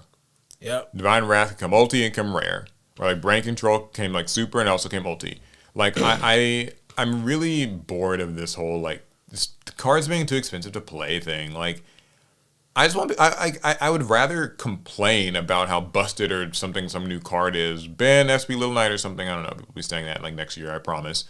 But I'd rather everyone be able to just play the cards, so that's no longer like a barrier to entry. And I think I had a pretty rough take on that not long ago, but I've definitely come around now. That's why Paul's gonna give away his SP Little Knights to one lucky viewer. Wow. Okay. What SP Little Knights? One of your 7, huh? Yeah, that's right. I'll go get him out of the closet. Yeah, I mean, like, I don't know. I also really, really would love to see Ultimate Rares actually in mainline sets again. I think that OTs. They have a good place in OTS packs. Like, granted, like it's ultis are ultis. They're always going to look nice, and I do think it's cool they kind of have them within this more exclusive pack. But I think that just multi-rarities in some way would be really cool. Something can come super and it can come secret. And like I can see Ghost make a resurgence. Maybe Ghost takes the place of what Ulti was. So we can leave Ulti in the OTS packs and put Ghosts in main sets. Or discontinue Ghosts from the past because I hate that set. Or discontinue QCRs, which I am hoping that they will be doing. And honestly, Starlights and just replace them with Ghosts because I like Ghosts more. Well, I don't want there to be that many Ghosts. No, I mean, I don't want that. Yeah, I don't want as many. I want 1%. Like 1%, like how it's supposed to be, basically the cover card. Right. And with occasional exceptions. And yeah, you can get rid of these like Starlights and QCRs. I don't how the creator intended. Yeah, so I think that would be very cool. Okay. Yep, gotta dig. As we empty out the pot, this one doesn't have a question. There are several questions, don't worry. Okay, here we go. All right, what you got? I have. Are there TCG archetypes you don't want to buy / play IRL, but wait for in Master Duel? So many now. Like it's so much trouble to build a TCG deck sometimes. Like we finally actually had a good like kind of TCG duel recently. Yeah. Yeah, you were playing with like Snake Eye and I was using Dogmatica. It was fun. But like frankly, I don't think that it's sometimes not worth it to me to build decks because I know that I will not like get the opportunity to play them often enough. Right. Because like certain decks you can't really even take to locals. They're not really not like even good enough for that. Good enough for that. Or like you could kind of go and have fun, but then also even if you do, like you'll only get like 4 rounds of playing with that deck in like a tournament setting, and then you have to wait till next week. And with Master Duel, I can just like build the shit and just play as much blast through the queue just all day long.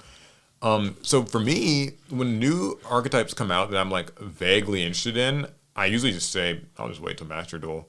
Like I was doing that with Versus for a while, like Vanquish Soul. I do have the cards in like the paper cards now, but for a while I was just like, this is cool. I'll just wait for Master Duel. You ever find that one common needed? No, I still need to find that Snow Devil. Yeah, I still need to dig that out. You? Not really. I want to have, if I like an archetype, I want it physically, but then I also want it in Master Duel too. The only time where I'll truly consider like Master Duel first is if it will be a pain to get my hands on these physical cards, and that's usually if they're old. Yeah, I also find Master Duel can be a little bit. It's attractive to me because like some decks are a little not confusing to play, but like I like Master Duel allowing me to kind of automate the process a little tad bit. So that helps. Just so it can show me all my options and hold my hand. Like I don't know if I'll ever play Pendulums in person ever again, but I could do it in Master Duel. I just don't feel like getting all those URs I need. Yeah, there's a few. Okay, well, which would you, if you get to remove one, hand traps or board breakers, and why? Only removing one? I don't know So if you you should get to remove like all the hand traps from the game, or all the like relevant ones. Imperm, Droll, Yeah. Ash, whatever, Nibiru. Or all the board Or all the like breakers. board breakers, your Dark Ruler No Mores, your Lightning Storms, your Evenlies, your whatever else, Droplets. Can I remove something else? What do you get to remove? All the extenders. Believe it or not, that's like my deep down answer is I really do not. Okay, Yugi Boomer rant time. I actually don't have a problem with combo decks per se, but I really do not like when I have stopped something and then there's just an extender that just gets the whole thing going again. It's like, oh, Lord. That's the one thing like I don't that always makes me kind of annoyed when I like play like just these Master Duel runs, or like you stop one thing and they just had another thing to keep going and had another thing to keep going. But that's a selfish opinion of mine. Hey, But this that's was a how I question feel. asking for your selfish opinion. I actually was asking about between these two things, Oh. which we kind of left out. But why do you say extenders? Why do you Hate them. Same I hate, reason. like, because see, for me, hand traps and board breakers exist because of how powerful combo decks are. because extenders I'd and rather stuff. just hit extenders to hurt combo decks. Yeah, if I had to pick between these two,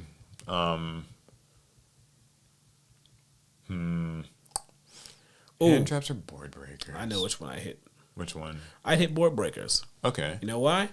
Card economy.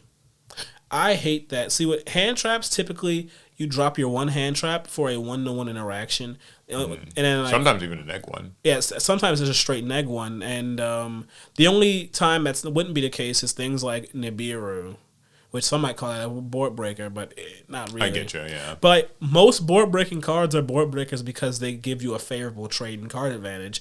1 card for 2, 1 card for 3, sometimes 1 card for 4. Yep. Can't stand that. I hate when I go first in a game and I'll build a little bit of a board. I never build unbreakable boards when I play this kind of decks. But then my opponent like plays like 2 or 3 just big board breaking cards that just they bait out my negates and they chip apart my board, and then they play their starter for their combo. And I'm just like, Yeah. oh. So honestly, I think between hand traps and board breakers, it seems like for the casual crowd, both are pretty hated. A lot of people hate hand traps; they just don't like the idea because, like, so many like rogue tier 500 decks, like 1 Ash is it, right? Like- They Ash your starter and you lose. But then also, like, nothing's worse than your inconsistent tier 500 deck, like finally getting to have a decent turn and you get hit with evenly. So like they can both really sap the fun out of things. Yeah. I think if I had to pick though, I would probably get rid of board breakers too, because cards that just kind of erase the board can feel more like rob you of the fun more so than a hand trap can. Not that hand traps don't also. People are going to hear that and be like, oh my god, like hand traps are annoying too. They are. But I think that at least, like you said, they kind of tend to be like a 1-for-1 exchange maybe, or not Hand so. traps require, they're a bit more nuanced in their use. Hand traps aren't just ubiquitous every situation. Board breakers kind of don't care. I think that there are some good examples of each, though. Like, I think that the balance board breaker that everybody kind of points to is probably Dark Ruler No More. Just Yeah. because it does not actually clear the board, it just Just turns turns it things off. off. And then also, you won't win that turn because you can't deal damage. So I think that Dark Ruler No More strikes a pretty good balance compared to I like others. droplets too. Droplet's a good one, too. Yeah, there's some real, like, flexibility there, but also, like, you have to lose a few cards to make it worthwhile. So Droplets and No More are better than, like, I'd say Evenly and Lightning Storm, Yeah. which are a lot more just like, boom, everything's gone. Evenly matched. I hate that card. I hate it so much. So I would say probably board breakers before hand traps. They're both annoying in their ways, but to answer the question, But hand traps have to be pretty specific to truly ruin you, or your deck is just very, very linear. yeah. You never want to be that linear. I know I said I hate extenders, but you never want to be that linear, where just 1 Ash is all it takes. Yeah. It's rough. Like, it's like all three kind of almost exist in a perpetuity thing where it's like, we can say we don't like extenders, but like also you do need to have something because if Ash stops your whole game plan, then like that sucks. So you do need some extenders. So you do need some extenders, but then also like too many, and it's just like, God, the turn doesn't end, and it just feels like it's hopeless to even like try to stop some of these combo decks. And then even with board breakers, they can feel like they ripped the game out from under you, and you had no chance to fight back because you can't respond to this super poly or whatever. So in short, I think my answer is while I'd rather hit extenders, if I had to choose, I'd pick board breakers. I hear ya.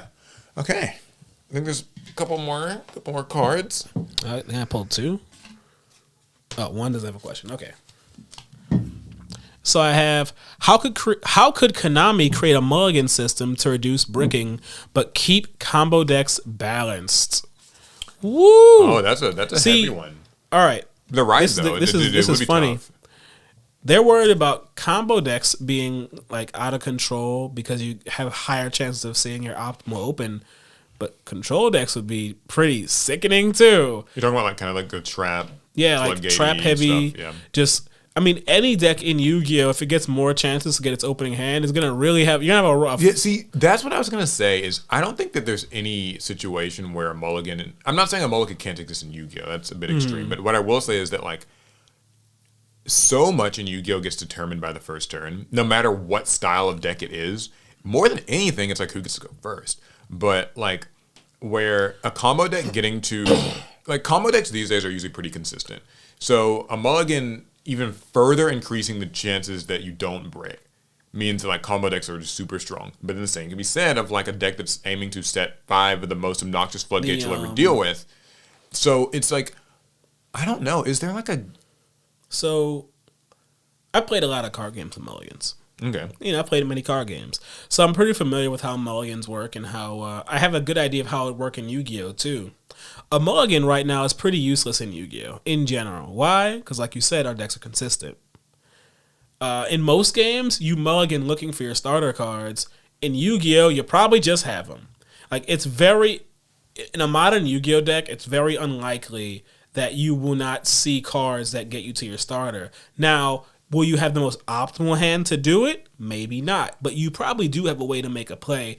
The word bricking in Yu-Gi-Oh! Is used very loosely, yeah. And I don't care for that one bit. Okay.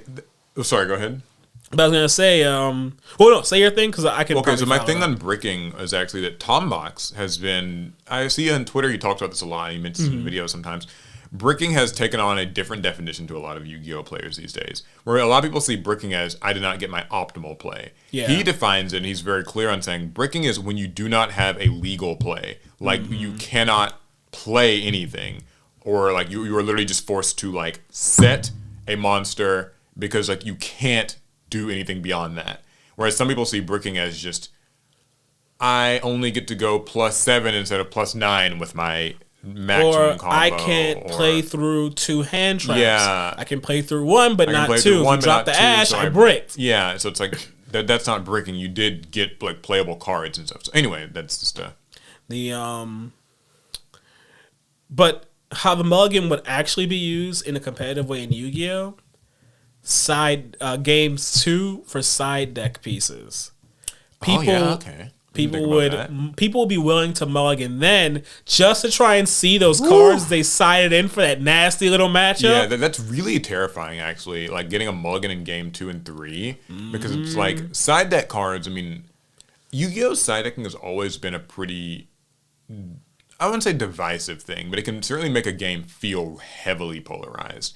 Because like if you side in the card that you need and like you see it at that time, it's just like, okay, deck can't play. Like you were shut down in some way. So many of our floodgates have been limited, but if we mulligan, I think people will be much more willing to run those little floodgates in their side. It's like I get like 2 chances to see it. And in some games, you can mulligan multiple times. And yeah, Yu-Gi-Oh! Cannot afford that. We could do, I forget which game had the mulligan where you lose a card in your hand each mulligan. Yeah. I forget what game it was. That might be the best Yu-Gi-Oh! That might be the best we could do. Because you can still always get so much value off a single card. It's just, and like, would you do the selective mulligan thing where you get to pick what you mulligan back, or you get to mulligan your whole hand? I guess, and then I think you should have to mulligan your whole hand. I think you'd have to mulligan your whole hand because if you get to like pick what you put back, and again, we can't. You know, I thought about it, the taking the card away thing doesn't work for Yu-Gi-Oh. Why? 2 card combos. Yeah, like it's Yu-Gi-Oh. I hate to say it, I don't actually think it can. I cannot think of a way that mulligans would not just seem a little bit.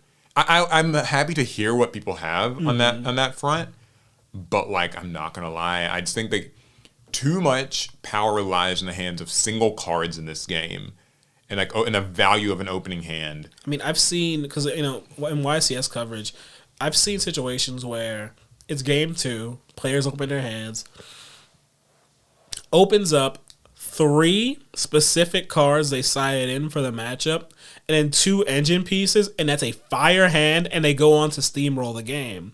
Because each of those non-engine pieces was exactly set up for this matchup, and they drew the only 2 cards they needed to make their deck start.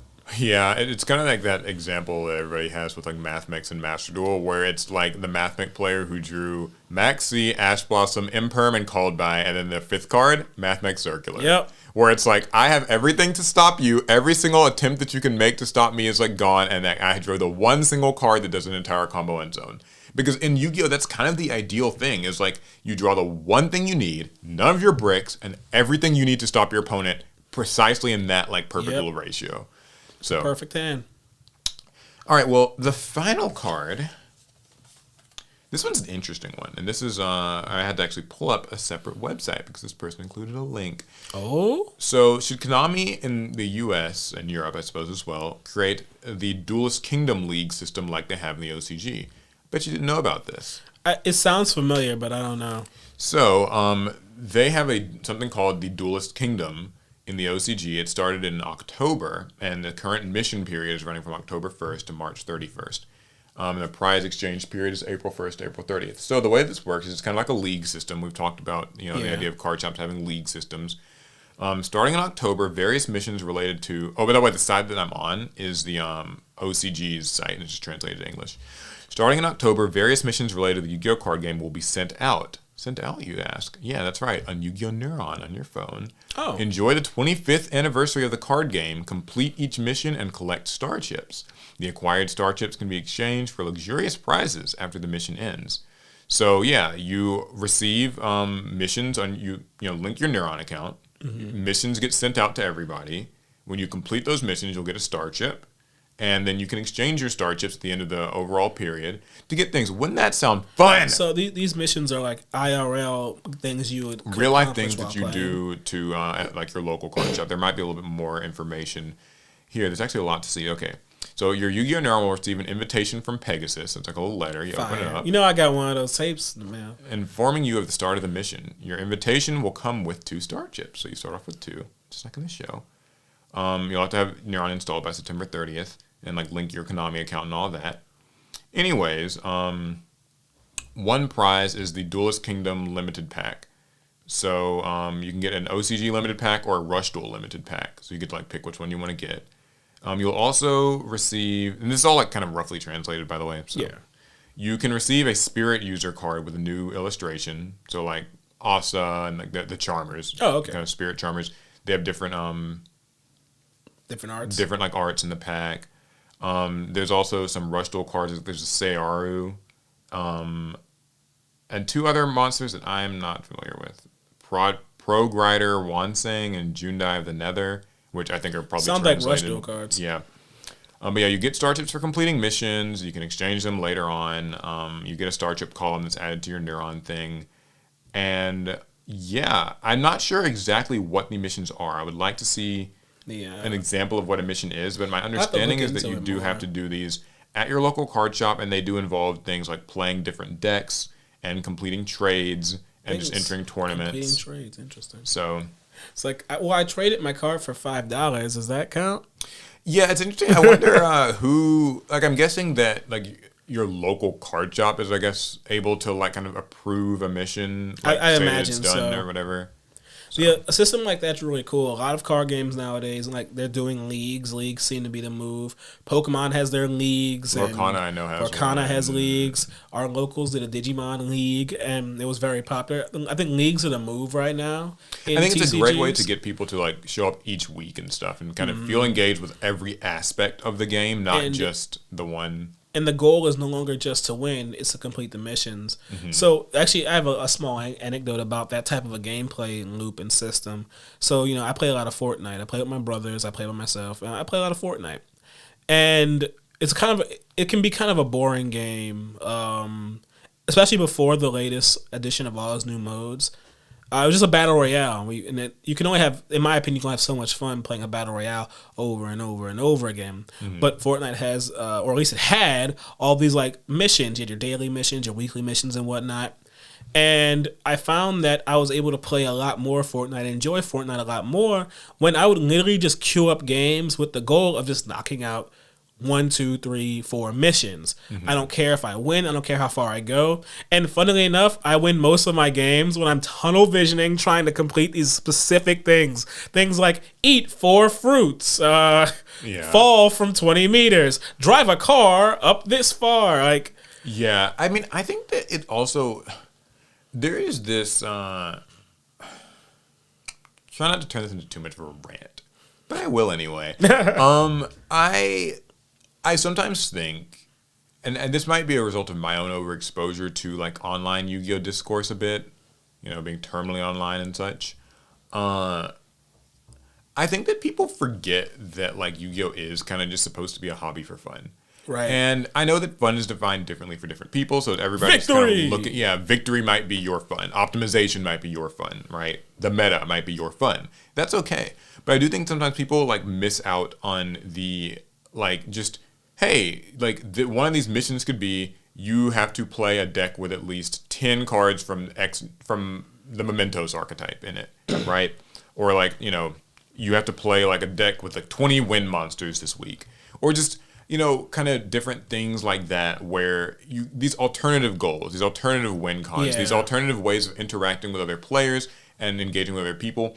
For so many Yu-Gi-Oh players, it's, just winning and optimizing is the only real exposure. Yeah, what was your record? That's the only exposure that people will get to Yu-Gi-Oh! But I think that giving people different ways to enjoy the game, different ways to interact with people, encouraging trades, creative deck building, alternate win cons, talking to the people at your shop, and kind of like, even like, and figuring out that you can relate just as much to the casual dark magician lover, anime lover, cosplay person who just is like playing some silly fun decks, whatever, as you can to your fellow competitive brethren. And that like nothing is better or worse.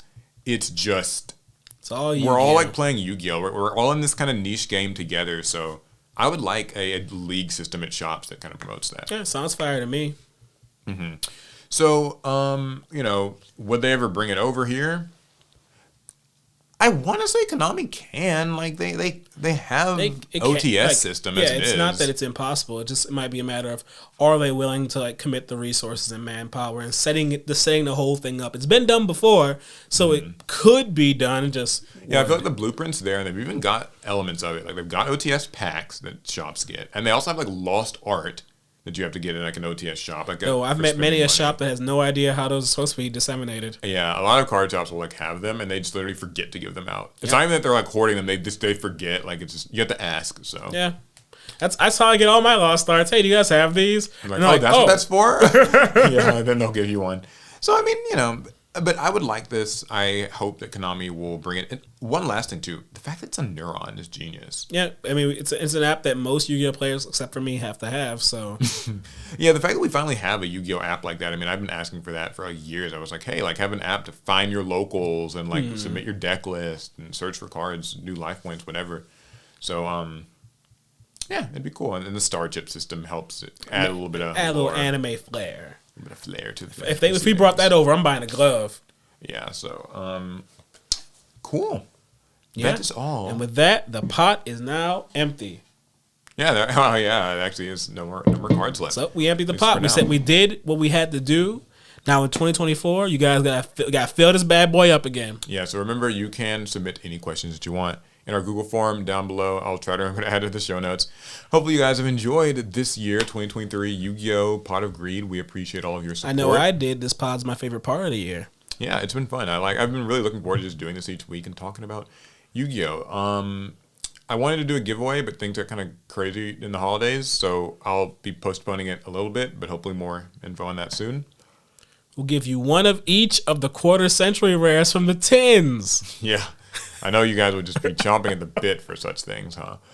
Okay. Well, that's going to be it for the Pot of Greed and all that for 2023. See you guys next year. Have a fun, happy, and safe holiday. Pass turn. Last turn.